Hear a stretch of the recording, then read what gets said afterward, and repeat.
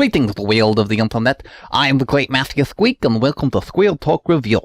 It's movie night, and just wait for what I have in store for you.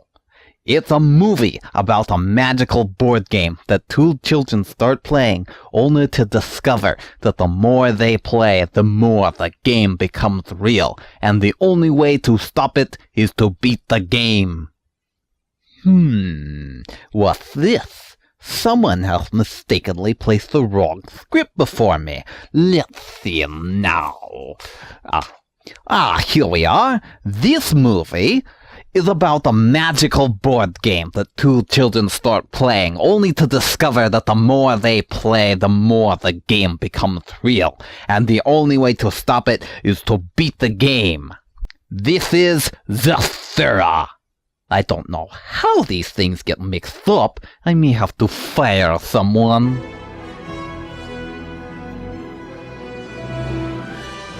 The opening sequence has us staring at the board game for a very long time, showing us all its springs and gears that make the game work.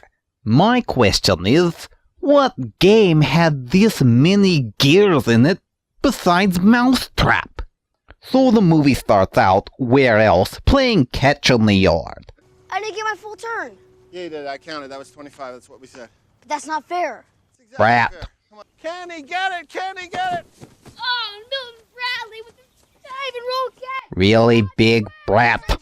So the older brother picks on the younger one. That's a typical household. They're trying to establish that these brothers don't really see eye to eye. But does the older brother Walter have to be such a nuthole about everything? Dad, I'm ready to play Smash Brothers. What? You told me to play Smash Brothers? No, I didn't tell him I was going to play Smash Brothers. Not that little brother Danny is any better. The first bit of the movie involves everyone just shouting at each other again and again, noisy and hard to sit through.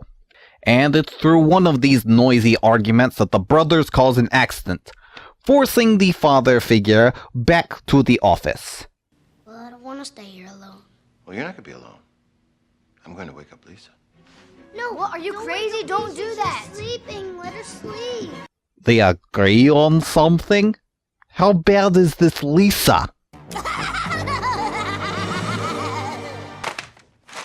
I can't. I have a date tonight.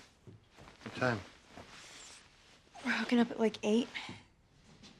It's 2. So? Your boyfriend comes out at night.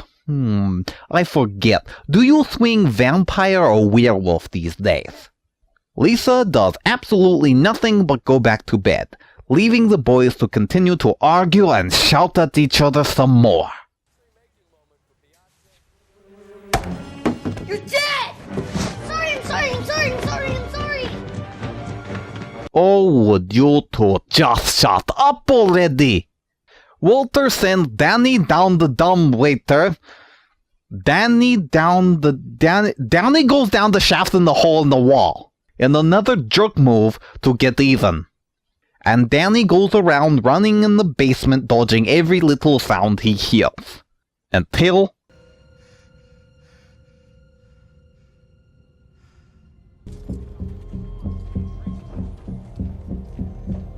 Joomanji had drums to entice people to find and play it.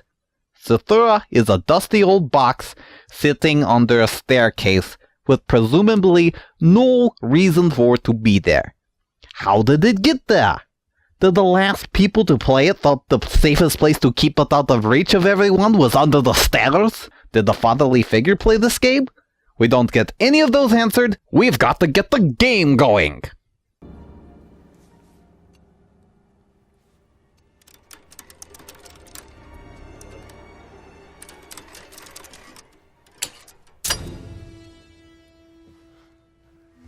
Remember the little red button? Yeah. Push the little red button.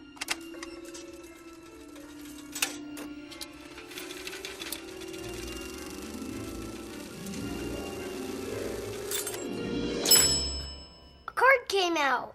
Fascinating. Some magic game? Not even questioning where the cards are, or how it moves on its own. It's just a bunch of gears and knobs making everything work. No magic here! Meteor shower, take evasive action. What's evasive action? It's when you get out of the way of something. What exactly am I supposed to get out of the way of exactly? Meteor! Take evasive action! Take evasive action! Run around like an idiot! Run around like an idiot! The meteor shower passes. This is Sports Center. That was funny.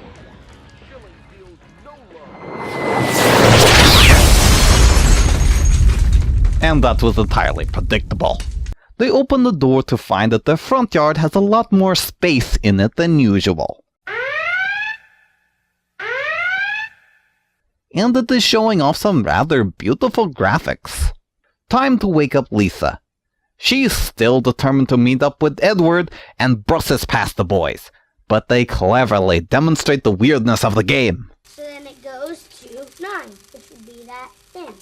Alright, and then the card's gonna pop out. The card! The card! Why are you so excited? It tried to kill you a moment ago. You're promoted to a starship captain.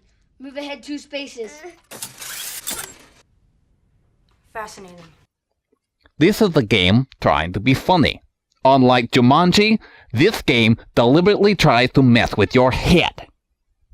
Try number 2 succeeds with... Shipmate enters cryonic sleep chamber for 5 turns. What the heck does that mean? In the jungle, you must wait till the dice read 5 or 8. You killed her. I killed her! You didn't kill her. She's frozen in cryonic sleep. Are you certain? With her wide array of facial expressions, it's difficult to tell. And with that, Lisa is written out of the plot so that these two can shout at each other some more. So they've discovered that the only way to go home is to beat the game. Yet Danny is not convinced, so that there can be more tension between the two brothers. The game continues with... Your robot is defective. We don't even have a robot. Well, you do now. Intense music is playing. That means he's going to be... rather disappointing. That's your robot? Yes, I got one. What does it do? Anything I want. Give me a juice box, biatch. Language. The robot. You don't have to be such a jerk. Dude, you're just jealous because I have a robot and you don't. Why would I want... Now how did he suddenly grow so big? Does he unfold like some origami transformer? The point being, he's out to kill Walter because... You didn't roll the dice. Alan did. So it becomes a mad struggle to dodge the mechanical menace and take the next turn. There's no key! Find it! The key comes out? And how exactly did it get over there? Walter gets the key, Robot trashes the house, and stands there politely while Danny takes his turn. But once his turn is taken, oh, the chase is on! But the house seems to be taking a strange turn. After hanging around the suspense, Danny falls on the window. The robot falls through the door. Keep trying, kid. Maybe you'll be an actor someday. They investigate the robot remains.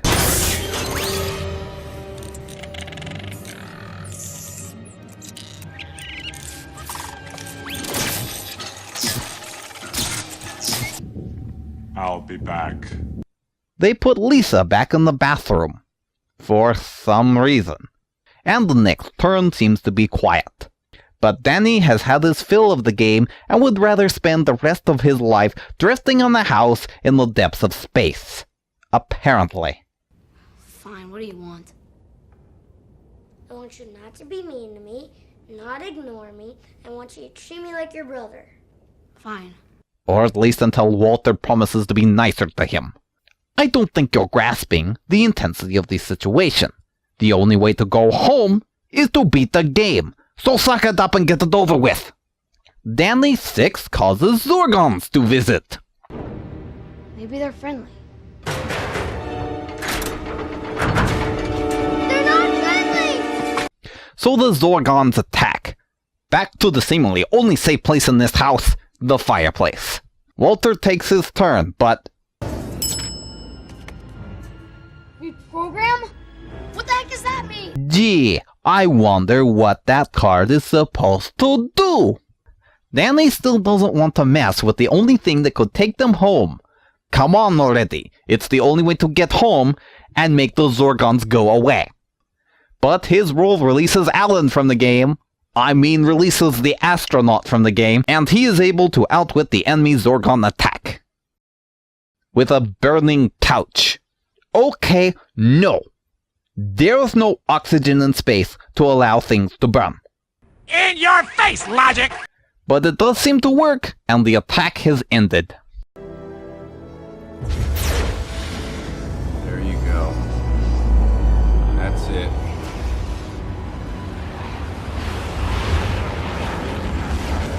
So now that Alan, I mean the astronaut, is a part of the team, what do we do with him? Well, I'm Fleet Admiral, and I'm telling you to hit the road. Why, try to kick him out, of course, because he made himself a sandwich. I don't get this. This guy just flew in and saved your sorry butts, and you want to throw him out. I'm a fleet admiral too. It's just a card, bug nuts. But lucky for the plot, it was Danny, not Walter, that spun our stranded astronaut. You didn't roll the dice. Alan did. So we return to the game. Hang on a second, something's wrong. What? I was ahead of you. Somebody must have kicked the board. No, nobody kicked the board. You cheated. Maybe I moved the piece by an accident. Okay. It was an accident. How can you move a piece by accident if it's stuck to the game? Danny moved the piece by accident. And then Walter demonstrates how difficult it is to accidentally move these pieces as he picks a place for Danny. This naturally causes another shouting match. Who cares who win? We want to go home. Joomanji had it right. Nobody cared who won. They just wanted the game to be finished. But the game didn't approve of Walter's templaring. A law of Joomanji hadn't been broken. You will slip back even more than your token. You cheated.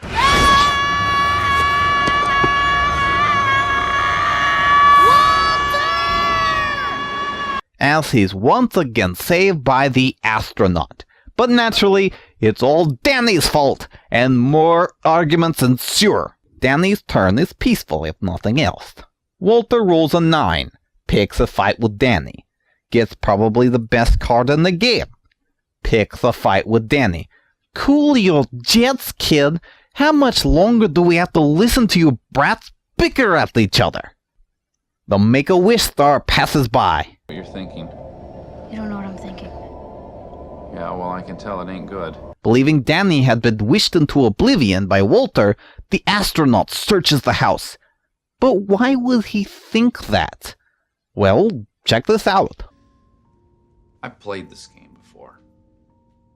Okay? I played it with my own brother 15 years ago. Every time we spun, we got madder and madder at one another. And then I landed on the star space, the same one that Walter just landed on. I wish that my brother had never been born. Oh my God. As soon as I did it, I felt horrible. I thought, if I could spin again, maybe I could land on another star space and wish him back. But the game wouldn't let me, because it wasn't my turn. I'll give credit. That's a little heart-wrenching. And you can really feel for this guy, as he's been stuck drifting through space for so long, carrying the guilt of wishing away one of his family members. Well done, movie. Well, let's see where it goes next. And we're cheating, and we're arguing. All you guys have to do is spin a few more times. I'll help you fight off whatever comes out. Deal? Deal. Deal. Is it getting hot in here? The Zorgons have returned, and taken a chunk of the house, and inexplicably taken the game as well. So to lure them back, break stuff and burn it! Lisa is back in the plot, and probably gives the funniest line in this movie. You guys actually set the house on fire! Don't worry. They're back. Who the hell are you? The astronaut. From the game we're in. Danny spun me. And so, teenage boy meets teenage girl, charming, let me guess, love interest? I see no romance in these two futures at all.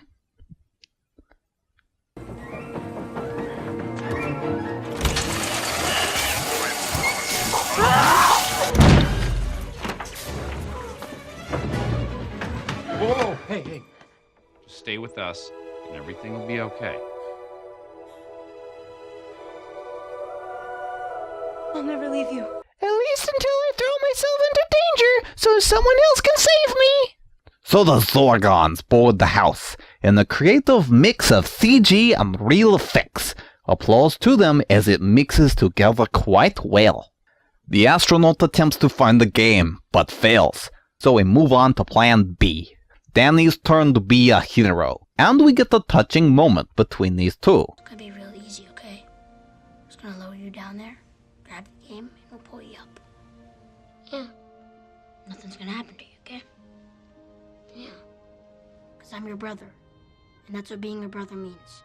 This is a pleasant change of pace. They do try to get along after everything that has happened. And it's admirable, even if it doesn't have a good reason for these two to suddenly be getting along. So Danny searches for the game, and we get a look at these Zorgons.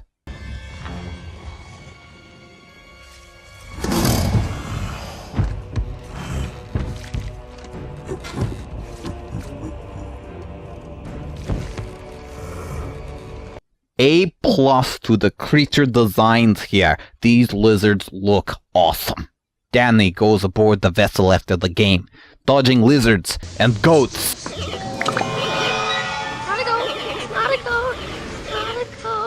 And finally retrieves the game, but his exit is wrecked by a Zorgon cutting the rope.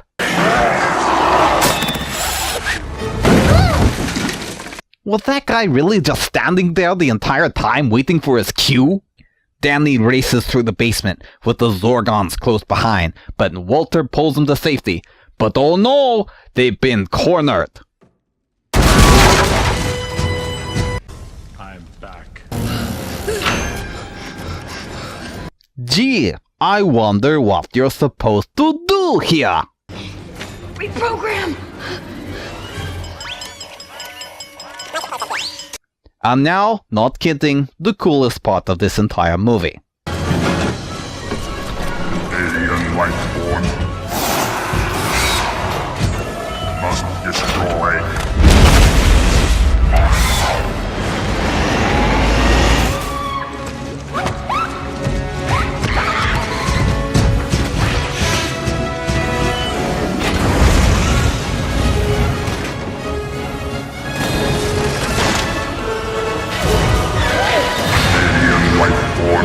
Must destroy.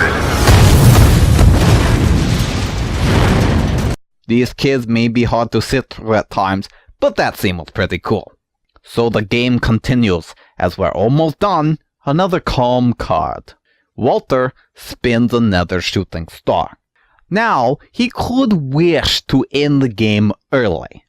But we all know what he's going to wish for. We can't have a character plot left unresolved. I wish the astronaut had his brother back.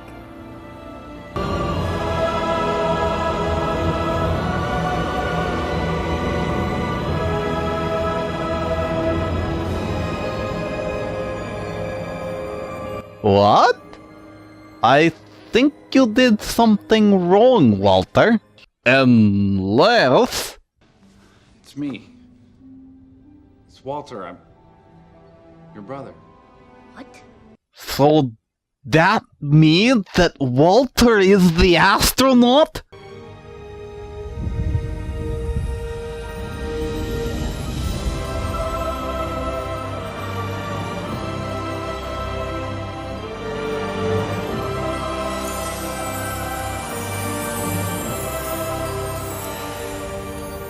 What can I say? That was a good twist. And it suddenly all makes sense. Well done, movie. I did not see that one coming. I expected him and his brother to join the team and wind up with Lisa. Speaking of Lisa... Oh my god! And I wanted to... But the thought is interrupted as the Zorgons have returned with many friends. But Danny rolls an insta-win card and reaches Zathura. Joomanji.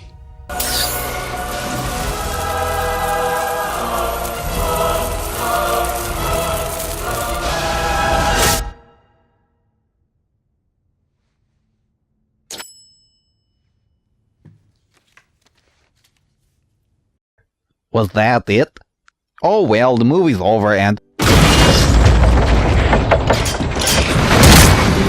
Oh. Well, she was wearing a red shirt after all. I'm sure Jacob or Edward or somebody will catch her. So everything gets sucked into Zathura, a black hole. Why would anyone want to go to a black hole? But just like that, everything is back to normal. Well, better than normal. Everybody are friends now. Don't push that button. Oh, the red button there, kid. Don't ever touch the red button. Zathura was interesting to say the least. I can't really call this a good movie, with the obvious ripping off of Joomanji and the bratty kids that argue almost all the way through. However, I can't really go out of my way and call this a bad movie either. There were several scenes and effects that I did enjoy. I liked how they tried to capture the cheesy 70s sci-fi feel, and I especially liked how they don't use CG for everything, making it look and feel like a real adventure. So, if you're looking for a space-themed Joomanji, give this movie a look. You might just have an adventure yourself. I'm the great Matthew Squeak, and this is Squirrel Talk Review.